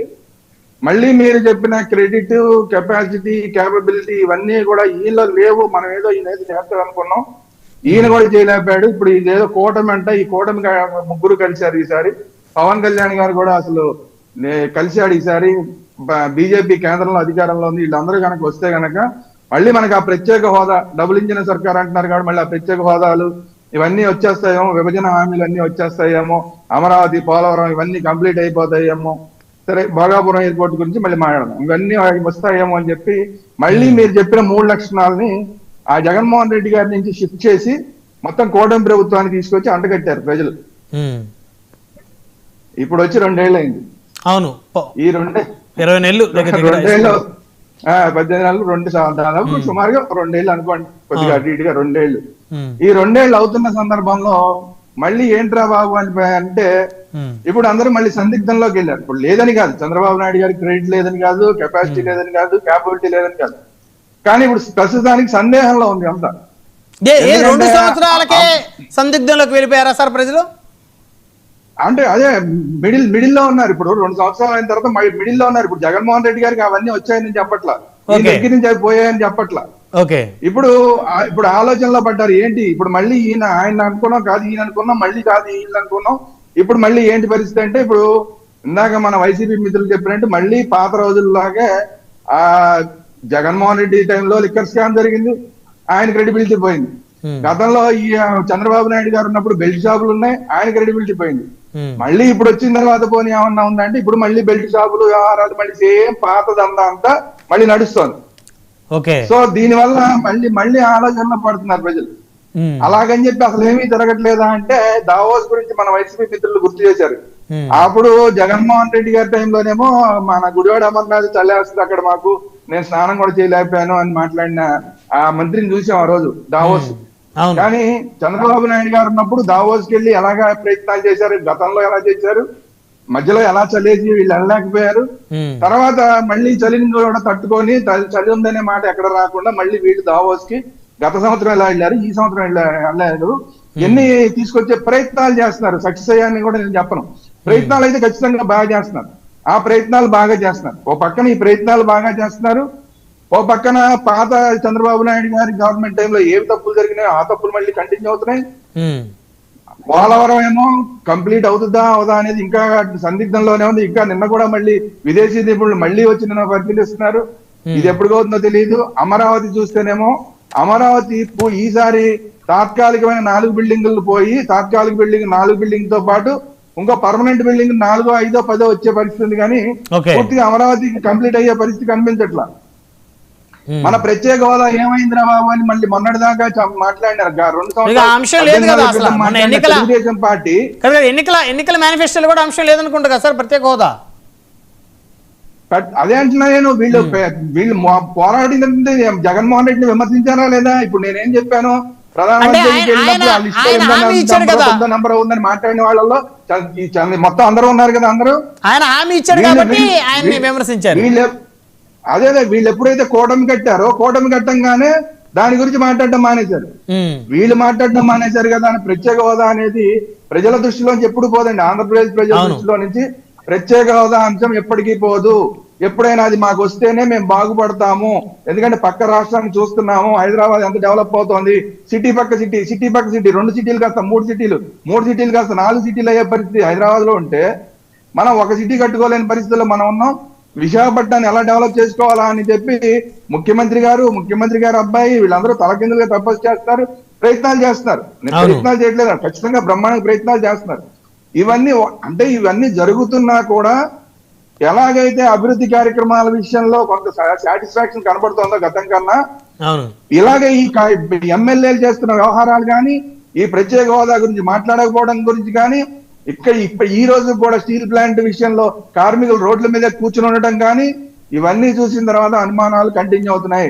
భోగాపురం ఎయిర్పోర్ట్ విషయం వస్తే ఆ రోజు చంద్రబాబు నాయుడు గారు ప్రయత్నం చేశారు, ఆ రోజు రాజు గారు అప్పుడు కేంద్ర విమానయాన శాఖ మంత్రిగా ఉన్నారు, ఆయన ప్రయత్నం చేశారు. ఇద్దరు కలిసి ప్రయత్నం చేస్తేనే అది వచ్చినది. ఇది కంటిన్యూస్, ప్రభుత్వం అనేది కంటిన్యూస్ ప్రాసెస్ కాబట్టి. ఆ తర్వాత జగన్మోహన్ రెడ్డి వచ్చిన తర్వాత 23 నుంచి 26లో కడతామని చెప్పి 23లో మళ్ళీ శంకుస్థాపన చేశారు. 19లో వస్తే 23 దాకా ఏం జరిగింది? వీళ్ళు అసలు అంతకు ముందు మాట్లాడింది ఏంటి? అసలు ఆ ఎయిర్పోర్టే వద్దని చెప్పారు, భోగాపురం ఎయిర్పోర్టే వద్దన్నారు. అక్కడ ఎందుకు ఇంకొక ఎయిర్పోర్ట్ ఎందుకన్నారు? 40 కిలోమీటర్ల దూరంలో వెంకయ్యమ్మో ఎవరో ఆవిడ పక్కన పెట్టుకుని ఆవిడ గురించి మాట్లాడారు. ఇవన్నీ అయిపోయి ఇప్పుడు క్రెడిట్ ఎలా తీసుకుంటారు సార్? మరి అసలు ఎయిర్పోర్టే వద్దన్న వాళ్ళు ఎయిర్పోర్ట్ క్రెడిట్ ఎలా తీసుకుంటుందో వైఎస్ఆర్సీపీ? అదే అంటున్నా 4 సంవత్సరాలు చెప్పి వద్దు అన్న తర్వాత 23లో శంకుస్థాపన చేసిన తర్వాత కూడా చంద్రబాబు నాయుడు గవర్నమెంట్ అంతకు ముందు ఏవైతే ఎక్వైర్ చేద్దామని ప్రయత్నం చేసిన ఎకరాలు ఉన్నాయో అందులోంచి ఒక 500 ఎకరాలు మళ్ళీ కట్ చేసేసారు వీళ్ళు వచ్చిన తర్వాత. అట్లాంటి వాళ్ళు ఈ రోజు క్రెడిట్ మాదంటున్నారు. Okay, very good. 23 నుంచి 24 మధ్యలో 1 సంవత్సర కాలం మీ పరిపాలన ఉంది కాబట్టి ఎంతో కొంత చేశారు కాబట్టి కొంత క్రెడిట్ తీసుకోండి. కానీ మళ్ళీ ఇప్పుడు వచ్చిన తర్వాత మళ్ళీ చంద్రబాబు నాయుడు గారు ఉన్నారు, మళ్ళీ విమానయాన శాఖ మంత్రిగా మనకి నాయుడు గారు ఉన్నారు, వీళ్ళిద్దరూ కలిసి కృషి చేస్తున్నారు. సో మొత్తం ఓవరాల్ గా అందరి వల్ల వచ్చింది అనుకుందాం. అందువల్ల ఇది నా వల్ల నీ వల్ల అని మాట్లాడుకుంటే ఏది కాదు, ఏది పోదు. ప్రజలుగా మేము ఆలోచించేది ఏంటంటే ఇది కంటిన్యూస్ ప్రాసెస్. ఈ కంటిన్యూస్ ప్రాసెస్ లో ఎవరు చేశారు, ఎవరు చేయలేదు అనేది ప్రజలు క్లియర్ గా చూస్తున్నారు. అందువల్ల ఈ క్రెడిట్లు, కెపాసిటీలు, క్యాపబిలిటీల గురించి మాట్లాడుకోవడం మానేయండి. ప్రజలు ఎప్పుడూ కూడా ఒకళ్ళ ఆస్తి కాదు ఇదని చెప్పి గతంలో చెప్పారు, ఇంతకు ముందు చెప్పారు, ఇప్పుడు చెప్తున్నారు. మీరేమంటారంటే ఏది చేసినా ప్రజల డబ్బులతోనే ప్రజల మద్దతుతో వచ్చిన ప్రభుత్వంలో ఉన్నటువంటి పెద్దలు ప్రజల డబ్బులతోనే చేస్తారు కాబట్టి ఇది మా క్రెడిబిలిటీ, ఇది మా కష్టము, లేకపోతే ఇదేదో మా సొంతంగా మేము చేసామనేటువంటి అనుకోమంటారు మీరు? అది అంటే బాగా చేస్తే బాగా చేసినది క్రెడిట్ ఇస్తారు. ప్రజల డబ్బులతోనే చేసినా పర్వాలేదు, ప్రజల డబ్బులతో చేసినా కూడా బాగా చేస్తే బాగా చేశారని అంటారు, బాగా చేయకపోతే చేయలేదని అంటారు. ఇది ఈ రోజున్న ప్రభుత్వం. ఈ రోజు పడుతున్నారు, మీరు కొన్ని ప్రాజెక్టులు తీసుకొచ్చే ప్రయత్నాలు చేస్తున్నారు. At the same time liquor దందాలు నడుస్తున్నాయి, ఎమ్మెల్యేల దందాలు నడుస్తున్నాయి. దీనివల్ల మీకు వ్యతిరేకత ఉంది. కూటమిలో ఎక్కడా కూడా మీకు ఎక్కడ సయోధ్య అనేది కనపడలేదు. పైన చంద్రబాబు నాయుడు గారు, పవన్ కళ్యాణ్ గారు, ఏదో మాధవ్ మీ ముగ్గురు మధ్య ఉంటే కాదు, కింద ఎక్కడ అది కనిపించట్లేదు. ఇవన్నీ కూడా ప్రజలు గమనిస్తున్నారు. అందువల్ల మీకు కూడా క్రెడిట్, క్యాపబిలిటీ, కెపాసిటీ మీకు కూడా పూర్తి స్థాయిలో మీ హక్కు అని ఈ 5 సంవత్సరాల్లో కూడా మీరు అనుకోవాల్సిన అవసరం లేదు. కానీ ఇంకా మీ చేతుల్లోనే ఉన్నాయి. మీ ఈ టైంకి కూడా ఈ నేను చెప్పి ఇంకా సమయం ఉంది కాబట్టి సరిదిద్దుకోవచ్చు. ఈ 3 పాయింట్లు ఇప్పటికి కూడా ప్రభుత్వం చేతుల్లోనే ఉన్నాయి. అంటే కూటమి చేతుల్లోనే ఉన్నాయి, కూటమి జేబులోనే ఉన్నాయి. కానీ మీ జేబులు సేఫ్ గా లేవు. ఏ రోజైనా మీ జేబులోంచి బయటికి వెళ్ళిపోయే అవకాశం ఉంది. ఇది మాత్రం గుర్తుపెట్టుకోండి. రైట్. శ్రీకాంత్ గారు యాక్చువల్గా అంటే జగన్మోహన్ రెడ్డి గారి క్రెడిబిలిటీని, క్యాపబిలిటీని, కెపాసిటీని, కలేజా గురించి కూడా మీరు కూడా అంశం రైజ్ చేశారు కాబట్టి హూ ఈజ్ క్రెడిబిలిటీ లీడర్ అని చెప్పేసి గూగుల్గా సెర్చ్ చేయమన్నారు నన్ను మీరు ఇంట్రడక్షన్లోనే. మరి నేను సెర్చ్ చేస్తే మరి ఇక్కడ చంద్రబాబు గారి పేరు వస్తున్నట్టుంది. అయితే అది చంద్రబాబు గారు కాదు, చంద్రబాబు గారు గూగుల్ ఉంటుంది. ఇక్కడ అంటే సందర్భం కాదు, కానీ నేను ఒక చిన్న అంశం మిమ్మల్ని అడుగుదాం అనుకుంటున్నాను ఈ డిబేట్లో. విజయసాయి రెడ్డి గారు మొన్నటిదాకా జగన్ గారి ఆత్మ బంధువు, కుడి భుజం. సో వైఎస్ గారి, కేవీపీ గారు ఎట్లానే జగన్ గారికి సాయిరెడ్డి గారు కూడా అలాగే అని ఎలక్షన్ ముందు వరకు కూడా అలానే ఉండేది. దురదృష్టం ఆయన ఎందుకు మీ పార్టీని వదిలేసి వెళ్ళిపోయారు. ఆయన పెట్టిన ట్వీటు, అమ్ముడుపోయిన కోటరీల మధ్య బందీలుగా ఉన్న ఓ ప్రజానాయకులారా ఆలోచించుకోండి. భవిష్యత్తులో ఇక్కడ మీకు ఏం జరగబోతుందో ఇప్పటికైనా గుర్తించండి. వెనిజువెలాలో ఎంతో భారీగా ప్రజాదరణతో ఎన్నికైన తర్వాత army, navy, air force, intelligence అధిపతులు ఇంతమంది చుట్టూ ఉన్న మిసైళ్ళు, యుద్ధ విమానాలు, భారీ సైన్యం ఎంతగా ఉన్నా ఆ దేశ అధ్యక్షుడిని, అతని భార్యని ప్రెసిడెన్షియల్ ప్యాలెస్ నుంచి అమెరికా ఎలాంటి ప్రతిఘటన లేకుండా ఎత్తుకుపోగలిగిందంటే కారణం ఏమిటి? వారంతా అమ్ముడుపోవటమే కదా అని ఎవరి గురించి అన్నారు ఈ విజయసాయి రెడ్డి గారని నిన్నటి నుంచి అందరూ తలలు పట్టుకుంటా ఉన్నారు. ఇది ఏంది? ఇది వైసీపీలో ఉన్నటువంటి కోటరీ గురించి అన్నారా, లేకపోతే ఇంకెవరి గురించి అన్నారు? ఒకటి బ్రహ్మనాయుడు గారు, చంద్రబాబు నాయుడు గారి గురించి టీడీపీ వల వేస్తే ఎలా వలలో చిక్కుకుంటారన్నది గురించి ప్రతి ఒక్కరికి తెలిసిన విషయమే. ఎందుకంటే గతంలో చూసుకుంటూ వచ్చాం. అంటే ఇప్పుడు షర్మిల గారు అయితేనేమి, లేదంటే వివేకానంద రెడ్డి గారి కూతురు అయితేనేమి, ఇట్లా ప్రతి ఒక్కరిని వారికి వల వేసి, ఎర్ర వేసి, వారితో మాట్లాడించడమే వారి యొక్క ప్రత్యేకత.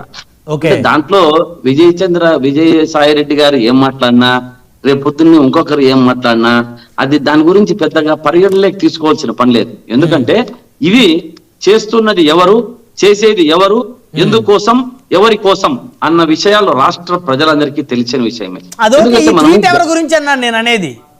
అదే నేను చెప్పేది. నేను ఇంతకంటే ఇంత క్లారిటీ చెప్తాను. చంద్రబాబు నాయుడు గారు వాళ్ళలో విజయసాయి రెడ్డి గారు పడ్డారని మీరు అంటున్నారు. ఓకే, దాని గురించి నేనేమి అబ్జెక్షన్ చెప్పట్లేదు, మీ అభిప్రాయం చెప్పారు. అయితే ట్వీట్ ఎవరి గురించి అంటున్నా నేను అనేది? అదే ఇప్పుడు నేను అదే చెప్పున్నది. ట్వీట్ ఎవరి గురించి అంటే, ఇప్పుడు చంద్రబాబు నాయుడు గారి వలలో పడిన వారు ఎవరి గురించి చేస్తారు? చంద్రబాబు నాయుడు గారి గురించి మాట్లాడరు కదా. ఎవరి ట్వీట్ ఏదైనా ఏమి మాట్లాడినా దానికంటూ ఒక ప్రత్యేక చంద్రబాబు నాయుడు గారు మాట్లాడలు చేయించడంలో వారికి ఒక ప్రత్యేక స్థానమే ఉంది. మనము గతంలో చూసాం. ఎన్నికల ముందు ఏం చెప్పారు ఒక్కసారి అందరూ గుర్తు చేసుకోవాలి, రాష్ట్ర ప్రజలందరూ కూడా. దీంట్లో ఎవరన్నా నమ్మశక్యమైన విషయమేనా అని ప్రతి ఒక్క చిన్న పిల్లవాడిని తెలిసినా కూడా మనము ఆలోచించుకోవాలి. ఏమన్నారు?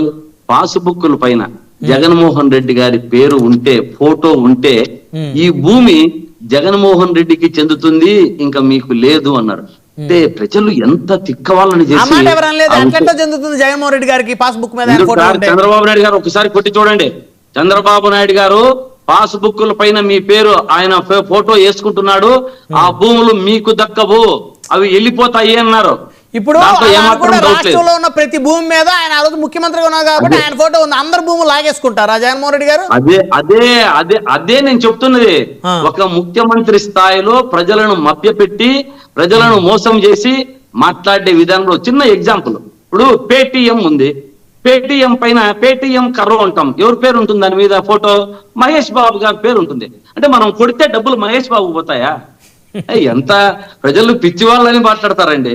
ఎంత ఇట్లా చేశారు, ఇట్లా పిచ్చి వాళ్ళని చేశారు ప్రజలందరూ కూడా. అంటే ఇప్పుడు పేటిఎం కరో అంటే ఆ డబ్బు మహేష్ బాబు పోతుందా?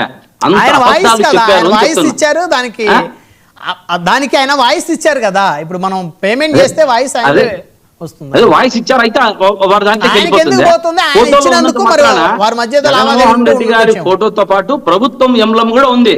చంద్రబాబు నాయుడు గారు ఏదో ఈ రోజు కొత్తగా తెచ్చినట్టు దాన్ని నేను చేశా, ఇది చూడండి అదే చూపిస్తున్నాడు. జగన్మోహన్ రెడ్డి ల్యాండ్ ఇది పులింగ్ ఇది కానీ, ల్యాండ్ లో ఇది చేయడం కానీ 22A కానీ ఒక ప్రత్యేకమైన స్థానాన్ని తీసుకొని వచ్చారు రాష్ట్రంలో. ఇంతకుముందు బ్రదర్ మాట్లాడుతూ జగన్మోహన్ రెడ్డి గారు నిజంగా చాలా పనులు చేసినవన్నీ కూడా చెప్పలేకపోవడంలో మా అసమర్థత, జగన్మోహన్ రెడ్డి గారు అయితేనేమి, మా నాయకులు అయితేనేమి, ప్రతి ఒక్కరు కూడా మా అసమర్థత ఉంది. అంటే చేసినది నేను చెప్తున్నా కదా, చేసినది చెప్పుకోలేకపోయాం. అంటే తిట్టడం చేసినది చెప్పుకోలేకపోయాం. ఇంకోటి చెప్పారు బ్రదర్, ఒకసారి బాగా ఆలోచించుకోవాలి. జగన్మోహన్ రెడ్డి గారు జీతం తీసుకోలేదని సాక్షాత్తు స్పీకర్ గారు తెలియజేశారు. మీరు గుర్తుపెట్టుకోవాలి. అందరూ జీతాలు తీసుకుంటున్నారు, జగన్మోహన్ రెడ్డి గారు జీతాలు తీసుకోవడం లేదని సాక్షాత్తు స్పీకర్ గారు చెప్పారు. వెరిఫై చేసుకుని మాట్లాడాలని చెప్తున్నా. 11 మంది ఎమ్మెల్యేల్లో జగన్మోహన్ రెడ్డి గారు జీతం తీసుకోవట్లేదు, మిగతా 10 మంది ఎమ్మెల్యేలు జీతం తీసుకుంటున్నారు. అంటే నేను చెప్పేది ఎన్నికలు ఇప్పుడు వాళ్ళు కూడా తీసుకోవడం లేదు. ఇప్పుడు అసెంబ్లీకి రావడం లేదు. ముందు జగన్మోహన్ రెడ్డి గారి గురించి ఏదో ప్రస్తావన వచ్చినప్పుడు జగన్మోహన్ రెడ్డి గారు తీసుకోవడం లేదు, సంతకాలు పెట్టి జీతాలు తీసుకుంటున్నారని మన బ్రదర్ మాట్లాడినట్లే అవగాహన లేకుండా మాట్లాడారు కొంతమంది. దానికి సాక్షాత్తు వీళ్ళ స్పీకర్ గారే దానికి సమాధానం ఇచ్చారు. ఇంకొకటి రపా రపా రపా అని ప్లే కార్డు పెట్టారు. ఎవరు పెట్టారు తెలుసా? ఇది గుర్తించి దాన్ని పట్టుకుంటే టీడీపీ కార్యకర్త చేసినది. అంటే వీళ్ళు ఏది చేసినా కూడా దాన్ని వక్రీకరించి చేసి మనకు ఏదో వీళ్ళు ఉన్నారులే ఇంటారులే అని వేయడం జరిగింది. ఇప్పుడు దావోస్కు పోయారు. దావోస్ కూడా చంద్రబాబు నాయుడు గారు ఏం చెప్పారు? లోకేష్ గారు కానీ లెటర్లు రాశారు, అందుకనే మనకు పెట్టుబడులు రాలేదు అన్నారు. ఆ లెటర్లు ఫేక్ అకౌంట్ సృష్టించి రాసినది కూడా వీరే, రాష్ట్ర ప్రజలకు అందరికీ తెలుసు. ఈ చంద్రబాబు నాయుడు గారు కానీ లోకేష్ గారు కానీ దావోస్కు ఎందుకు పోతున్నారు తెలుసా? దాదాపు చంద్రబాబు నాయుడు గారు 20 సంవత్సరాలు పోతూనే ఉన్నారు. దేనికి పోతున్నారు అనే అంశం ఎవరికి తెలియదు. పోయినసారి 4 సార్లు పోయించారు. దీంట్లో 2014-19 మధ్యలో రాష్ట్రానికి తెచ్చినది శూన్యం. చెప్పినవన్నీ కూడా చాలా చెప్పారు, ఏ ఒక్కటి కూడా రాలేదనేది గమనించుకోవాలి. వీళ్ళు దావోస్కు పోతున్నది దేనికంటే ఇక్కడ దోచుకున్నది అక్కడ దాచుకోవడానికి దావోస్కు వెళ్తున్నారు అనేది సత్యం అని ప్రజలకు తెలిసిన విషయం. ఇది ప్రజలు అంటున్నారు, ఇది నేను ప్రజలు అంటున్నారు. అట్లా కాదు మీరు అట్లా వేగ్గా చెప్పొద్దు. ప్రజలు అంటున్నారు అని చెప్పి ప్రజలు అనుకుంటున్నారు. 10 మంది రోజు కూడా ముఖ్యమంత్రి పెట్టుబడుల కోసం దావోస్ పర్యటనకి వెళ్తే ఇక్కడ దోచుకుంది అక్కడ దాచుకోవడానికి పోయారని చెప్పేసి అది మరి ఎంతవరకు కరెక్ట్ ఆలోచించుకోండి. ఒక బాధ్యతాయుతమైనటువంటి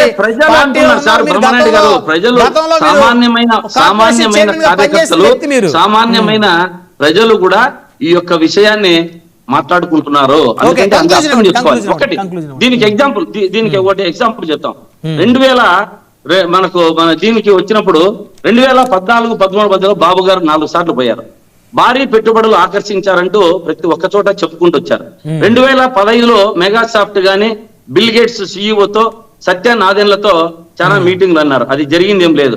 2016లో మియర్ బర్గర్ సోలార్ ప్రాజెక్ట్ అని చెప్పారు, యూనిట్లు వస్తున్నాయని చెప్పారు, డప్పు కొట్టుకున్నారు. 2000 కోట్లతో మెగా టెక్స్టైల్ పార్క్ అన్నారు. ఏర్పాటు చేశారు. అది ఇంతవరకు లేదు.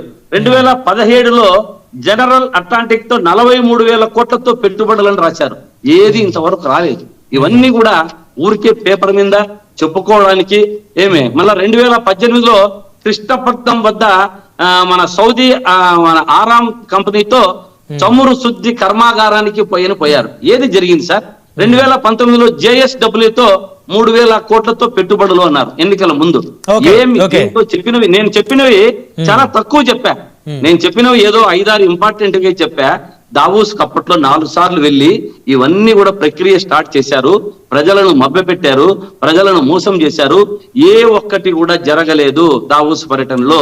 ఇప్పుడు అందుకనే వాళ్ళకు ఏ అనుమానం వచ్చిందంటే ప్రజలకి ఇక్కడి నుంచి తీసుకొని పోయి అక్కడ దాచుకుంటున్నారనే అనుమానము ప్రజలలో వచ్చింది. గవర్నమెంట్ లో వైజాగ్ లో గ్లోబల్ సమ్మిట్ పెట్టి 13 లక్షల కోట్ల రూపాయల MOUలు కుదుర్చుకున్నట్టు అనౌన్స్మెంట్ ఇచ్చారు.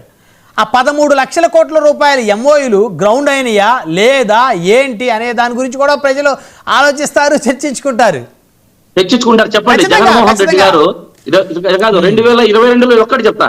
2022లో దావోస్కి వెళ్ళారు.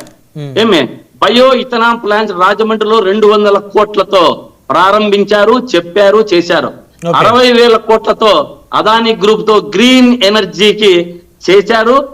మన అక్కడి నుంచి తీసుకొచ్చారు నిధులు, దాన్ని ప్రారంభించారు. 37,000 కోట్లతో అరబిందోతో చేశారు, దాన్ని నిరూపించుకున్నారు, చేశారు. 28,000 కోట్లతో గ్రీన్ కో ఎనర్జీని. ఇవన్నీ కూడా జగన్మోహన్ రెడ్డి గారు అక్కడికి దావోస్కి వెళ్ళినప్పుడు ఇవంతా కూడా ఒక్కసారి వెళ్ళినా అక్కడ నిధులను తీసుకొని వచ్చి రాష్ట్ర ప్రయోజనాల కోసం, రాష్ట్ర ప్రజల కోసం, రాష్ట్రంలో ఉత్పత్తుల కోసం వారు సాధించినది చాలా ఎక్కువ. మీరు ఎన్నిసార్లు తిరిగినా 20 ఏళ్ల నుంచి పోయినా చేసింది శూన్యం, ఏది జరగలేదు, చెయ్యలేదు అన్నది వాస్తవం అని తెలియజేస్తున్నారు. రాష్ట్ర ప్రజలు అనుకుంటున్నారు. బ్రహ్మనాయుడు గారు, నేను కాదు, నేనేదో వైసీపీలో ఉన్నానని చెప్పి నేను ఒకవేళ నిన్నలు చెప్తున్నాను కాదు. రాష్ట్ర ప్రజలు రోజు మాట్లాడుకుంటున్న అంశాలు ఇవి. సప్తగిరి ప్రసాద్ గారు, జగన్మోహన్ రెడ్డి గారు దావోస్ వెళ్ళినటువంటి సందర్భంలో ప్రతిసారి కూడా వారు పెట్టుబడులను తీసుకొని వచ్చారు, అవి గ్రౌండ్ అయినాయి, ఓపెనింగ్ కూడా జరిగింది, ఉద్యోగాలు కూడా వచ్చాయని చెప్పేసి ఇప్పుడు కొన్ని స్టాటిస్టిక్స్ చెప్పారు మన శ్రీకాంత్ గారు. సో చంద్రబాబు నాయుడు గారు అనేక సందర్భాల్లో దావోస్ వెళ్ళినప్పటికీ పెట్టుబడులు ఏం తేలేకపోయారు అనేది ప్రజలు అనుకుంటున్నారు అని చెప్పేసి ప్రజల మీద ఒక నెపాన్ని వేసేసి శ్రీకాంత్ గారు చాలా తెలివిగా చెప్పారు. మరి ప్రసాద్ గారు ఇప్పుడు ఆయన చెప్పారు కదా, 37,000 కోట్లతో 7 పెట్టుబడులు తెచ్చాడు, 47,000 కోట్లతో 6 ఫ్యాక్టరీ ఓపెన్ చేసినాడు, 7 ఫ్యాక్టరీ ఓపెన్ చేసినాడు. వాస్తవానికి 5 ఏళ్ల పరిపాలనలో పారిశ్రామికవేత్తలు పరుగులు పెట్టించాడు. పారిశ్రామిక రంగాన్ని పరుగులు పెట్టించిన వేరు, పారిశ్రామికవేత్తలను పరుగులు పెట్టించారు. అంటే భయంతో పరుగులు పెట్టించారా పారిశ్రామికవేత్తలను? భయంతో పరుగులు పెట్టించినాడు. పారిశ్రామికవేత్తలు పరుగులు పెట్టినారు. చూస్తే జగన్మోహన్ రెడ్డి గారు ఓరి నాయన రుద్రా స్వామి నీకు దండం నాయన అని చెప్పి ఒక్కొక్కరు ఇప్పుడు చెప్పొచ్చు. అదానీ గాని, లూలు గాని, డేటా గాని వీళ్ళందరూ పరుగులు పెట్టి పారిపోయిన కాదు. అదానీ గారు జగన్మోహన్ రెడ్డి గారితో బాగానే వారికి మధ్య సాన్నిహిత్యం ఉంది కదా, వారు ఎక్కడ పారిపోలేదే. ఇప్పుడు డేటా సెంటర్ కానివ్వండి, గూగుల్ కానీ, ఇవన్నీ కూడా ఇప్పుడు గల్లా అరుణ్ కుమార్ గారి యొక్క ఫ్యాక్టరీ, అమర్ రాజా ఫ్యాక్టరీ కానీ, వీళ్ళందరినీ కానీ, జాకీ ఫ్యాక్టరీ కంపెనీని కానీ, అదేవిధంగా సిమెంట్ ఫ్యాక్టరీ, కడప జిల్లాలో సిమెంట్ ఫ్యాక్టరీ, వీళ్ళందరూ పరుగులు పెట్టించిన మహానుభావుడు ఆయన. చిన్నోడేం కాదు ఆయన. ఇప్పుడు ఈయనేదో ఆడ పెట్టుబడి పెట్టేసినారు, ఈడ పెట్టుబడి పెట్టేసినట్టు ఆడ పెట్టుబడి పెట్టేసినాడు. నాకు అర్థం కాదు. జగన్మోహన్ రెడ్డి మాట్లాడితే అదేదో చేపల కంపెనీ, రొయ్యల కంపెనీ, మటన్ షాపులు, చికెన్ షాపులు ఓపెన్ చేసినట్టు చరిత్ర ఉందే గానీ ఇంత పెద్ద పెద్ద ఫ్యాక్టరీకి శంకుస్థాపన చేసినట్టు ఎక్కడా లేదు. కనీసం రిబ్బన్ కట్టింగ్ కూడా లేదు. పైగా కియా ఫ్యాక్టరీని బెదిరించినారు వాళ్ళ ఎంపీ. ఆయన ఎవరు మాధవ ఎవరు ఉన్నాడు, గోరంట్ల మాధవ్ గారా మీరు అనేది? గోరంట్ల మాధవ్, ఆయన ప్యాంట్ ఎత్తుకుని తిరిగినట్టు ఆయన పేరు ఏదో గోరంట్ల మాధవ్. ఆయన పోయి ఆ కియా ఫ్యాక్టరీని బెదిరించినాడు. ఆయన వచ్చి నా ఇంగ్లీష్ మాట్లాడు, వాళ్ళు తరుపుకునేటువంటి బయట వచ్చేసి. ఇవన్నీ నేను చేసిన ఘనకార్యాలు. ఈయన చేసిన దాన్ని ఇప్పుడు ఏదో చెప్పారు ల్యాండ్స్ గురించి. 2024 ఎన్నికల్లో చంద్రబాబు నాయుడు గారు ఒక మాట చెప్తే నిజమే. అయ్యా, ఈ భూములు మీ తాత ముత్తాతలు సంపాదించింది, దీనిపైన ఉండవలసింది రాజముద్ర, జగన్మోహన్ రెడ్డి బొమ్మ కాదు. ఎందుకంటే జగన్మోహన్ రెడ్డి కష్టార్జితం చేసి నీ కొనిస్తే ఆయన ఫోటో వేసుకుంటే అర్థం ఉంది, కానీ నీ నేలపైన ఆయన ఫోటో వేసుకోవడం ఏంటి? నేను అధికారంలోకి వస్తే రాజముద్రతో నీకు పాస్బుక్ ఇస్తాను అని చెప్పాడు. అదే పాస్బుకే కదా మొన్న ఇచ్చింది. నేను అడిగేది సూటిగా జగన్మోహన్ రెడ్డికి నీకు ఏమి అర్హత ఉంది, నీకు ఏం క్రెడిబిలిటీ ఉంది అని చెప్పి నువ్వు ఈ పాస్బుక్ పైన నీ ఫోటో వేసుకుంటావు? నీకు ఏం హక్కు ఉంది? నా పాస్బుక్ పైన మా తాత సంపాదించిన పాస్బుక్ పైన నీ ఫోటో ఏంది? సొమ్మకూడదు సోకోకూడదా అని చెప్పి జగన్మోహన్ రెడ్డి చంద్రబాబు నాయుడు వివరించారు. నేను కూడా చాలా ఎన్నికల ప్రచారం జనాలు నమ్మారు. ఎందుకంటే మా పైన నమ్మకం, మా పైన ఉన్న క్రెడిబిలిటీ జనం నమ్మారు, ఓట్లు వేసారు. పైగా ఈయన సర్వే రాళ్ళ పైన కూడా ఈయన photo, Jagananna photo, Jagananna survey రాళ్ళు. అదే రాయలేదే, జగనన్న సర్వే రాళ్ళని ఏం రాయలేదు, జస్ట్ ఫోటో ఉన్నట్టుంది కొన్ని సందర్భాల్లో. ఫోటో జగనన్న ఫోటో వేసి జగనన్న అని రాసింది ఇప్పుడు ఉంది, మా ఊర్లో ఉంది. తీయలేదా ఇంకా రాళ్ళు తీయలేదా? ఆడ మూల కుప్పను పడేసింది, ఆడ మూల పోసేసింది. అదే మీరు ఈ పాటికి తీసేసి ఉంటారు కదా. లేదు లేదు, కొన్ని చోట్ల నాటు ఉంది. నాటిన రాళ్ళ పైన జగనన్న ఫోటో ఉంది, సర్వే రాళ్ళ పైన కూడా జగనన్న సర్వే రాళ్ళ 700 కోట్లు ప్రజాధనాన్ని ఖర్చు పెట్టారు. దానివల్ల ఏమైనా ఉపయోగం ఉందా? భూ సర్వే అన్నారు. ఎక్కడ చూసినా తప్పుడు సర్వేలు చేసి ల్యాండ్స్ అన్ని కూడా మార్చేసి సర్వే నెంబర్లు మార్చేసి గందరగోళం పట్టించి నీ భూమిని నా ఖాతాలో ఎక్కించడం, నా భూమిని నీ ఖాతాలో ఎక్కించడం, ఈయన భూమిని పక్కన ఖాతాలో ఎక్కించుకోవడం, వాళ్ళు కొట్టాడుకోవడం, తన్నుకోవడం, పోలీస్ స్టేషన్ పోవడం, ఇదే సరిపోయింది కదా. దీన్ని క్రెడిబిలిటీని ఎలా చెప్పగలరు జగన్మోహన్ రెడ్డి గారు? రైట్ కంక్లూజన్ ఇస్తుంది ప్రసాద్ గారు. సో మొత్తానికైతే జగన్మోహన్ రెడ్డి గారికి క్రెడిబిలిటీ లేదంటారు, చంద్రబాబు నాయుడు గారే క్రెడిబిలిటీ లీడరు, క్యాపబిలిటీ ఉన్న లీడర్ అంటారు మీరు. Sir simple logic sir. ఈ ప్రజాక్షేత్రంలో ప్రజలు చెప్పిందే వేదం, ప్రజలు మాట్లాడిందే చట్టం, ప్రజలు చేసింది శాసనం. దీంట్లో రెండో తేడా లేదు. ఇప్పుడైతే మీరు చెప్పారు విజయసాయి రెడ్డి ట్విట్టో గిట్టో, అది నాకైతే అది వెనుజులా దేశంలో ఎవరినో తీసుకుపోతే ఈయనకేం పని? వెనుజులా దేశంలో అంటే ఆయన ఏం చెప్తున్నారంటే ఆ వెనుజులా దేశంలో ప్రెసిడెంట్ ని మరి అక్కడి నుంచి కిడ్నాప్ చేసి తీసుకెళ్లారంటే చుట్టూ ఉన్నటువంటి వాళ్ళందరూ కూడా ద్రోహం చేశారు కదా, రాజద్రోహం. జగన్మోహన్ రెడ్డి గారు చుట్టూ ఉన్న వాళ్ళు కూడా అదే పరిస్థితి అనేది ఆయన చెప్పదలుచుకున్నటువంటి ఆ అంశం అది. అందుకు ఆ విధంగా ట్వీట్ చేశారు. నేరుగా చెప్పు ఆ మాట, ఎందుకు అడ్డదిడ్డగా చెప్పేది? నేరుగా చెప్తే మరి ఇబ్బంది అయిద్దేమని ఆలోచిస్తారేమో. అట్లాంటి మూసుకొని ఉండాలా? ఇబ్బంది అవుతుందని కూడా ఊరిగా వచ్చే ట్వీట్లు పెట్టేది వెళ్ళిపోయింది. దేనికే ఏం నీ ట్వీట్ కోసం జనాలు ఎదురు చూస్తుంది? పెద్ద పోటుగాడి. ఓకే వదిలేండి, ఇంకా ఆయన అంశం వద్దులండి పాపం సాయిరెడ్డి గారు. ఎందుకంటే ఆయన ఏదో ట్వీట్ పెట్టారు, ఎందుకంటే అది వైసీపీ క్యాడర్ గురించి వారికి ఒక సందేశాన్ని ఇస్తూ పెట్టారు. సో అది మనం వారిని అడిగాము. నేను చెప్పేది ఏంటంటే ఆయన వైసీపీ గురించి పెట్టాడా కాదు. కొందరు ఇప్పుడు మీరు అర్థం చేసుకున్నారు కాబట్టి వైసీపీ గురించి అని చెప్పి మీరు అర్థం చేసుకున్నారు. కొందరు ఈయన టీడీపీ గురించే పెట్టాడని చెప్పి కొందరు మాట్లాడతారు. ఓకే, బ్లూ మీడియా వాళ్ళు ఎందుకంటే కన్ఫ్యూజన్ చేసి డైరెక్ట్గానే మాట్లాడటం చెప్పదలుచుకునేది ఏదో. Okay okay okay right. Prasad గారు సమయంలో శ్రీరామ్ గారు చెప్పండి. బ్రహ్మనాయుడు ఇప్పుడు సాయిరెడ్డి గారి ట్వీట్ ఎవరి గురించి అని మీరు అనుకుంటున్నారు? గతంలో ఈయన ఏ ప్లేస్ లో ఉన్నాడో, ఏ ర్యాంక్ లో ఉన్నాడో, ఇప్పుడు ఆ ర్యాంక్ లో ఉన్న ఆయన గురించి. గతంలో ఈయన ఏదో నెంబర్ 2 అని అందరూ అప్పట్లో మాట్లాడుకునేవాళ్ళు. ఇప్పుడు నెంబర్ 2 ఎవరున్నారు? సకల శాఖల పేరుతో ఎవరు మొన్నటిదాకా నడిచింది? సజ్జల గారు. ఆయన మీరు చెప్పాలి ఆ మాట, నాకు తెలియదు. అంటే సజ్జల గారిని చాలా మంది తెలుగుదేశం జనసేన వాళ్ళు సజ్జల గారిని అదే అంటారు కదా. మనం అనేది ఏముంది, వాళ్ళు రాజకీయ పార్టీ నాయకులు మాట్లాడిందే మనం చెప్తుంటాం, మన వ్యక్తిగత. వైసీపీ వాళ్ళే ఎక్నాలజ్ చేయడానికి ఇష్టపడట్లేదు, అందువల్ల మనం ఎందుకు చేయటం. కానీ మొత్తానికి అందరికీ అర్థమైపోయిన విషయం ఏంటంటే జగన్మోహన్ రెడ్డి గారి చుట్టూతా ఎవరైతే ఉండి ఈయన్ని బయటికి పంపించారో వాళ్ళంతా ఇప్పుడు ప్రస్తుతానికి అమ్ముడుపోయి ఉన్నారు. ఈ 18 నెలల కాలంలో కూటమి ప్రభుత్వానికి అమ్ముడుపోయి ఉన్నారు, లేదా కేంద్ర ప్రభుత్వం ఏదైనా కానివ్వండి పార్టీలు రాజకీయంగా అమ్ముడుపోయి ఉన్నారు అన్నది క్లియర్ గా చెప్తున్నారు. ఇందాక మీరు క్రెడిట్, క్యాపబిలిటీ, కెపాసిటీ ఇవన్నీ చెప్పారు కదా, అవన్నీ ఈ రోజు జగన్మోహన్ రెడ్డి గారికి లేవు. ఏ రోజైనా ఈ నెట్టేయచ్చు, ఇప్పుడు వెనిజులా అధ్యక్షుడిని ఎత్తేసినట్టు ఈయన కూడా ఎత్తేయచ్చు అని చెప్తున్నాడు ఆయన. సో అంటే అంటే అదే ఇక్కడ ఒకటండి, అంటే జగన్మోహన్ రెడ్డి గారిని త్వరలో అరెస్ట్ చేస్తారేమో అనేటువంటి ఒక ఇండికేషన్ కూడా ఆయన ఇచ్చినట్టు అర్థమవుతుంది ఇక్కడ. మరి అదే ఎత్తేయడం అంటే ఇంకేంటి, ఎత్తేయడం అంటే ఎందుకంటే సాయిరెడ్డి గారి ఈ మధ్య బీజేపీ పెద్దలతోటి సాయిరెడ్డి గారు బాగా సాన్నిహితంగా ఉంటున్నారు అనేటువంటి చర్చలు కూడా మనం విన్నాము, గతంలో చర్చలు కూడా పెట్టాము మనం. ఆయన బీజేపీలోకి వెళ్ళాలని ప్రయత్నం చేస్తారని. మీరు ఆ మాట అన్న తర్వాత మాధవ్ ఏమన్నాడు గుర్తుపెట్టుకోండి. సాయిరెడ్డి గారి ట్వీట్ తర్వాత మాధవ్ ఏం మాట్లాడాడు, రాబోయే రోజుల్లో సంచలనాలు నమోదు కాబోతున్నాయని చెప్పి పివిఎన్ మాధవ్ మాట్లాడాడు కదా. అవును అవును. అంటే ఏంటి అందరికి వీళ్ళందరికీ ఏదో ఒక ఇన్ఫర్మేషన్ ఉన్నది, వెనిజులా అధ్యక్షుడి పరిస్థితి వచ్చే అవకాశం ఉందని ఇన్ఫర్మేషన్ వీళ్ళెవరికో ఉన్నది, కొంతమందికి ఉన్నది, కొంతమంది బయట పెడుతున్నారు.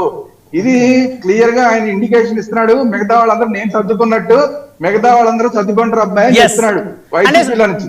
అంటే వైసీపీలోనే జోలాపురం శ్రీకాంత్ గారు లాంటి నాయకులకు చెప్తున్నాడా, లేకపోతే పక్కన ఉన్న వాళ్ళకి, ఎమ్మెల్యేలకి, మాజీ ఎమ్మెల్యేలకు చెప్తున్నాడా?